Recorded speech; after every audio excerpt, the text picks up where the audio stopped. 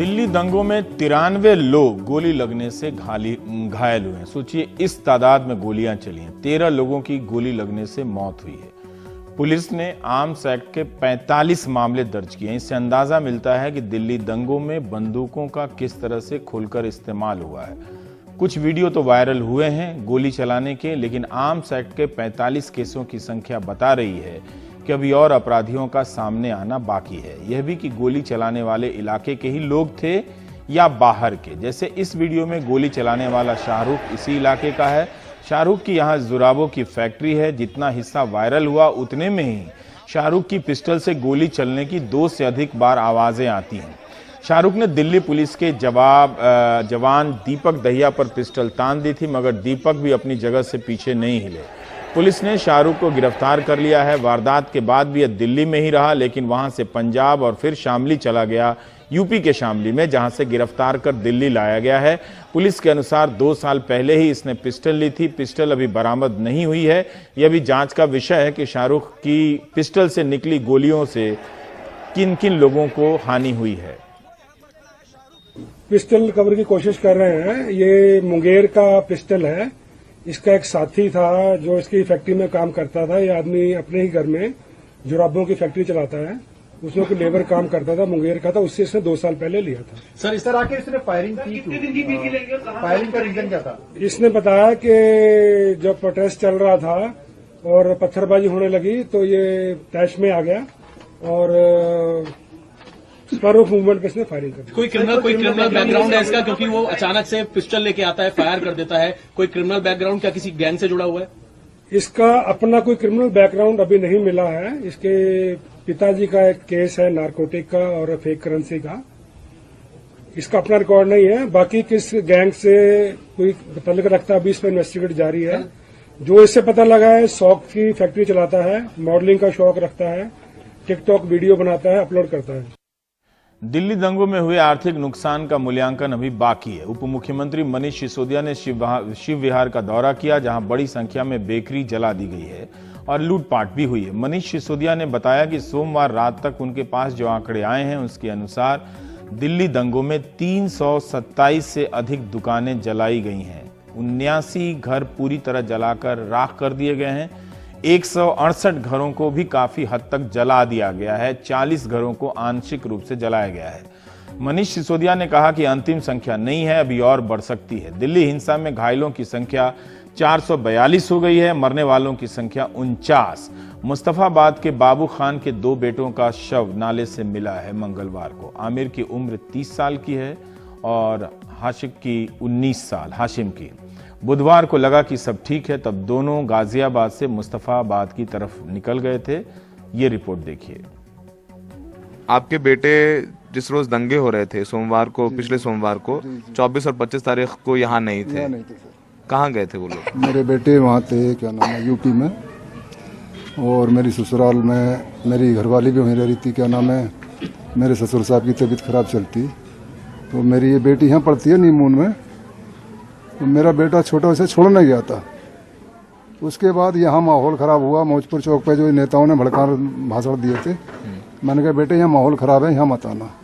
ठीक है पापा, न्यूज़ देख लिया, मैं नहीं आ रहा। 3 दिन मेरा बेटा हुआ। जब मीडिया ने दिखा दिया सब कुछ शांति है, पुलिस फोर्स आ गई है, सारा इंतजाम बढ़िया, कुछ नहीं है, जब मेरा बेटा बड़े बेटे को लेके और वो घर के लिए आ रहा था 26 तारीख को, बस वहाँ मेरे बेटे ने आके मेट्रो स्टेशन जो गोकुलपुरी थाना है उसके नीचे से रास्ता आ रहा है क्रॉस, वहाँ से 5 मिनट में यहाँ आ जाता हूँ। वहाँ से मेरे बेटे ने फ़ोन कराया, कहाँ से करा मुझे नहीं पता। उसने कहा 5 मिनट में मैं घर पे आ रहा हूँ और यहाँ आ चुका हूँ मैं नहर के आसपास में। मेरे बेटे ने कॉन्टेक्ट करा उससे कि भाई 5 मिनट का टाइम दिया, अभी तक नहीं आई, स्विच ऑफ। उसके बाद सर हम मिलाते रहे, हमारे बच्चे का कोई पता नहीं है, स्विच ऑफ। हमने इधर बिधर पूछा, कहीं पता नहीं चला। फिर सुबह को हम थाने पहुँचे। थाने वालों ने हमें फ़ोटो दिखाए कि इनमें देखो कोई है तुम्हारा। मेरी बेटी मेरे साथ में, उसने पहचान लिए। बस एक तो ये कि दंगा कर रहे, उन्होंने उसके चक्कर में मारे गए। मेरे तो रास्ते में आ रहे, मेरे बच्चों को क्या कसूर है बताओ? आपने अपनों को खोया है, क्या संदेश देना चाहेंगे इस पूरे देश को क्योंकि आपने अपनों को खोया है, कोई अपनों को ना खो। मुझे पता है कि बहुत मुश्किल है आपके लिए। सर मैं ये संदेश देना चाहूँगा कि जिस माँ के 2 लाल चले गए उसके जी से आप पूछो क्या बीत रही है। बाकी किसी और के लाल नहीं जाने चाहिए, चाहे वो किसी भी कास्ट का है। मैं इससे ज्यादा कुछ नहीं कह सकता। बस इन दंगों में दिल्ली बीजेपी के अल्पसंख्यक मोर्चा के जो नेता हैं उनका घर जल गया। हापुड़ जिले के उपाध्यक्ष मोहसिन अली की भी मौत हो गई। मोहसिन भी बीजेपी के ही सदस्य थे। मोहसिन काम की तलाश में दिल्ली आए थे, उनकी कार जला दी गई। रविश रंजन शुक्ल की रिपोर्ट। ऊपर सब लूटपाट कर ली। सामने सैमसंग की एलईडी लगी हुई थी, 1.5 लाख रुपए की लाया था मैं, वो उतार के ले गए। ऊपर की सारी एलईडी गायब है, आप जाके देख लो। 30 साल से भागीरथ विहार में रहने वाले अख्तर रजा 7 दिन बाद अपना जला घर देखने आए हैं। घर के अंदर तबाही का मंजर है। दंगे में बामुश्किल जान बच पाई, बाकी सब दंगाइयों ने या तो लूट लिया या जला दिया। वो खुद बीजेपी के अल्पसंख्यक मोर्चे के उपाध्यक्ष हैं, लेकिन उसके बावजूद वो पुलिस और कपिल मिश्रा से नाराज दिख रहे हैं।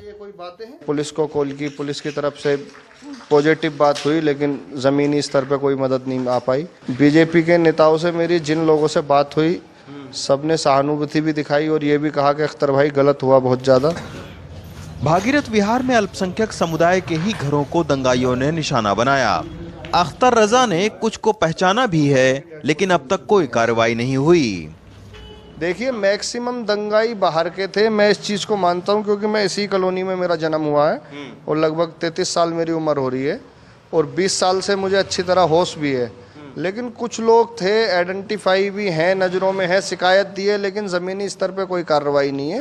ये है दर्द अख्तर रजा का, जो कि खुद बीजेपी के लीडर हैं और अभी भी उनको उम्मीद है कि कहीं ना कहीं ये जो नफरत फैलाने वाले नेता हैं उन पर सख्त कार्रवाई होनी चाहिए, वो चाहे किसी भी पार्टी के हों, किसी भी मजहब के हों। इस दंगे के शिकार मोहसिन अली भी हुए हैं। वो हापुड़ में अल्पसंख्यक मोर्चा के उपाध्यक्ष थे। काम के सिलसिले में वो दिल्ली आए थे। दंगाइयों ने उनकी कार जला दी। अब पुलिस उनके शव को डीएनए परीक्षण के लिए भेजा है।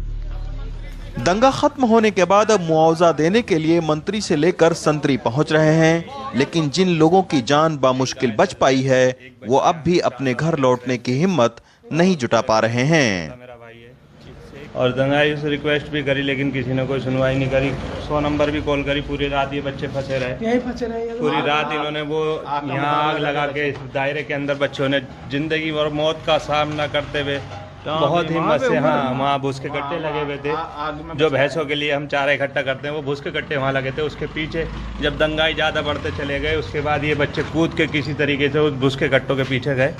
उस कट्टों के पीछे इन बेचारों ने अपना मुंह दबा के कैसे न कैसे पड़े रहे। ये अब दंगा पीड़ितों का भरोसा दोषियों को सजा और बेहतर कानून व्यवस्था से ही आ पाएगा, जो प्रशासन की पहली प्राथमिकता होनी चाहिए। नई दिल्ली से रविश रंजन शुक्ला, एनडीटीवी इंडिया।